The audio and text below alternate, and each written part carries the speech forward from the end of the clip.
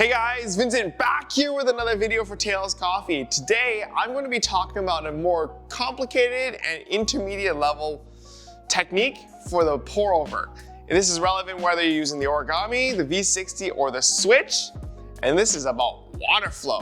So what is water flow? Well, water flow is how you want the beans and the water to kind of meet and meld together. But water flow is a little bit more than that. Water flow is just actually how you want the water to hit the beans and how you want it to flow depending on the type of beans. Sometimes it also matters what kind of drip are you doing, and then the way the water flows through the beans is actually different. Some beans absorb water quicker, some beans absorb it slower. So how do we compensate for it? Let's get right into it. So how do you determine what kind of water flow and how to adjust the water flow for your technique? For those of you that don't know, I only use the single pour nowadays. If you don't know what the single pour is, you can click up there, somewhere there, to kind of just click on it and watch it. If not, after the video, please check the link down below and you can watch it there as well. So with my single pour technique, I always imagine the water to be suspending the grounds in a certain position. And certain grounds, if they sink faster, you have to pour differently and create a different flow to extract it correctly. Some of the beans, like for example, the current one we have, our Afterglow or our Brazilian third wheel coffee, they sink very quickly. So how do I fix that? Well, for starters, for beans that sink a little bit quicker, you actually want to pour a little bit faster towards the middle. And what you want to do is you want to aim for this motion or this idea where you lift the grounds up high into the dripper. So it's almost like you create this flow, like this motion. And in the V60, you would want to put a spin to it because it suspends the grounds for longer. Whereas if you're in the Origami and the thing is a little bit more tightly packed, you want to do a nice middle pour in the middle, because what it does is when you pour down the middle, you create this powerful, deeper motion. And because the water flow is actually restricted, there's a maximum flow rate. If you pour fast enough, you will never actually pour faster than it is draining, if that makes sense, guys. But yes, so you want to be able to pour deep so that you can lift all the grinds up into the middle. So for beans that sink a little bit slower, they tend to float naturally a little more on their own. So what you want to do is you want to actually create more agitation for them so that they do sink a little bit faster. The spinning of the beans and pouring down the side can actually do that for you.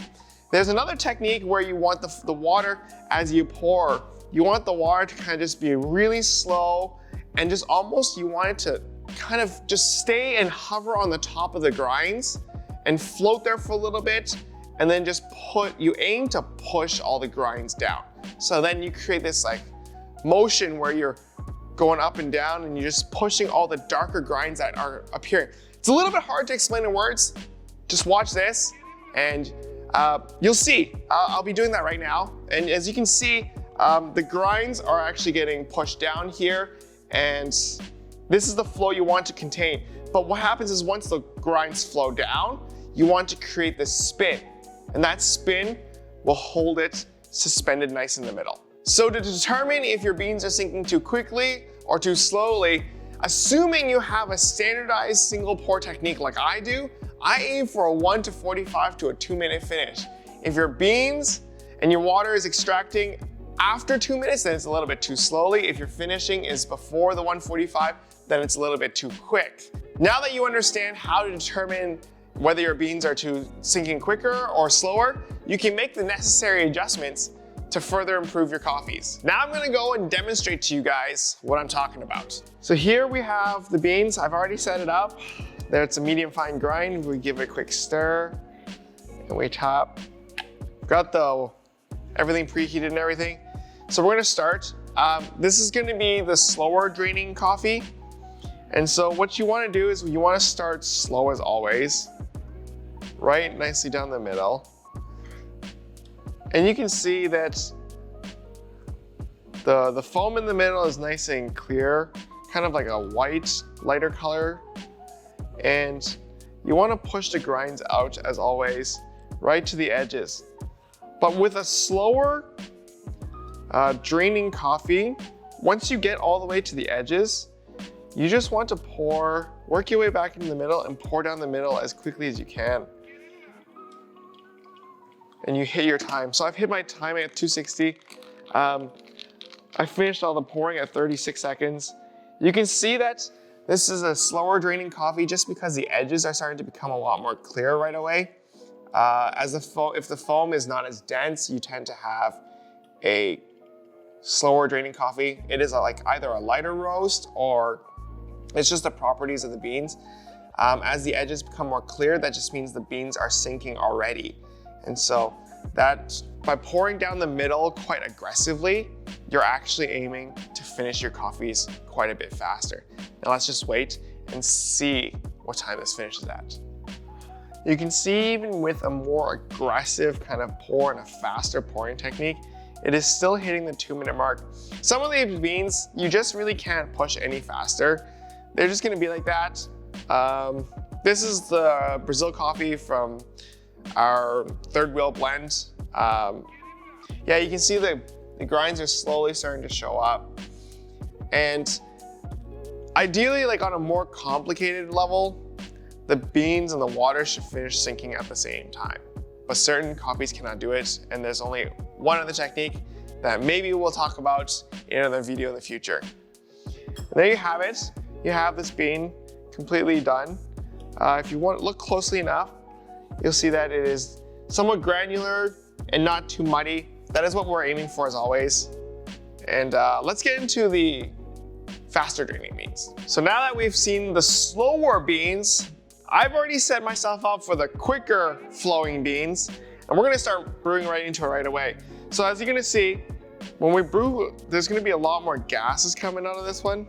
Right from the get-go, you're gonna get a lot darker of a color, not really darker of a color in the middle, a slightly darker tinge. But as you can see, all the darker grinds, they just kind of stay floating and they continue to surface. So what you wanna do is you wanna push them down, as we had mentioned earlier.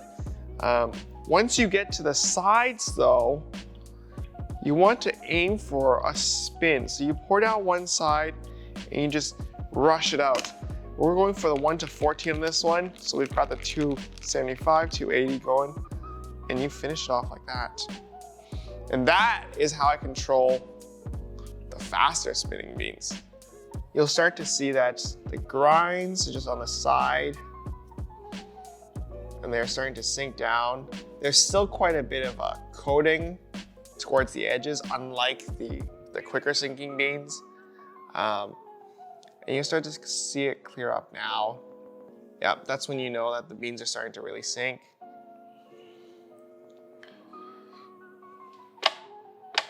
Give it a quick tap. Great color in the middle.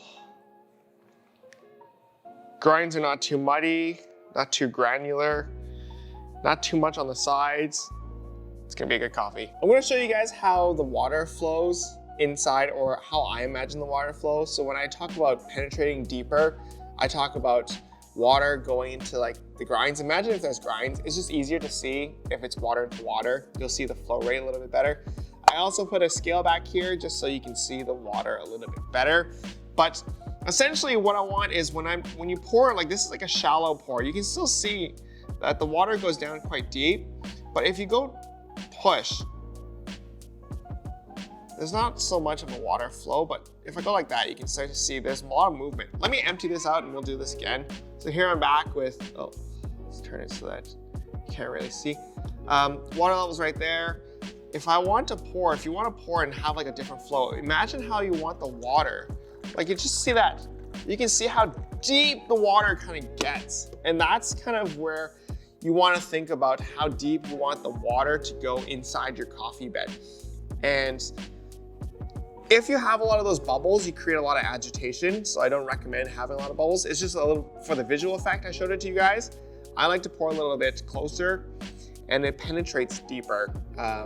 If you pour from higher and you get those bubbles, you don't actually penetrate quite as deep due to the way air works with the grinds and how it sits down. But lifting the beans comes with how deep you penetrate the grinds. I hope you guys like this video. I hope you guys want to learn something a little bit more complicated. In reality, water flow is very technical, but for me, it's actually just an imaginative thing. I sometimes just imagine how I want the water and the grinds to connect and flow together. And that's what really makes a difference. If you guys have any questions, leave a question in the comments. Hit a like if you like this. Please subscribe for more content, and I'll see you guys in the next video.